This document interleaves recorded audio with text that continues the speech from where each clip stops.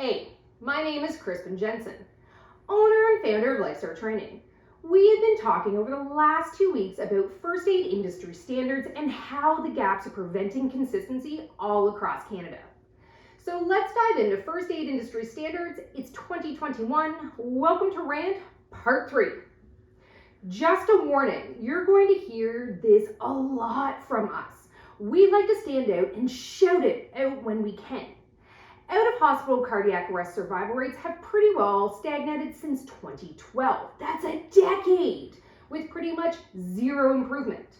We are still less than 10% for our national survival rate. I demand that we ask ourselves why. Hasn't technology advanced exponentially over the same period of time? First aid continues to be taught pretty much the exact same way that it always has been. Again, why? Here's my take.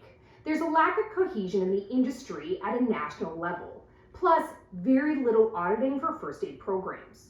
There appears to be a pretty large gap between what's acceptable versus what's being taught. Our last 5 years in the industry, we have continued to find gaps within how first aid is being taught. Here's a couple of comments that I get in our classes. Hey, are we breathing in people this year? I heard that it was taken out. Or, whoa, are we doing 15 compressions now? I thought we were doing 10, then 5, then 2. FYI, it's 30 compressions, 2 breaths, and has been virtually unchanged since 2005. It appears that instructors tend to teach what they think is a national standard and what it should be, opposed to what scientific, evidence-based recommendations are. Hey now, so we're not saying that it's always the instructor's fault. Maybe it's the company that they work for, or the lack of communication within that company. But here's the thing, without clear guidelines, aka standards, that tell us why and when there are changes and what's being taught, it's just confusing and it's going to happen and people aren't going to get it. There doesn't seem to be a direct line of communication, which could be contributing to the factor as to why there are so many issues within our industry. Let's find a way to shorten the gap and provide quality training coast to coast with little variation. So while we're at it, let's look at some more virtual programs within the industry. This could enable better cohesion and less ability for information to be distorted, as the core information would be delivered virtually. So it's the exact same every time for every learner. Virtual is also 2021, right? Thanks to COVID.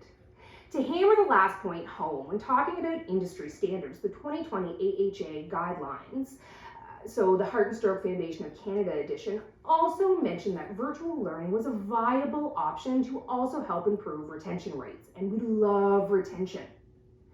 Right now, revisions and recommendations like those from October of 2020 from the American Heart Association guidelines typically take around 12 to 18 months to be implemented in the day-to-day first aid programs.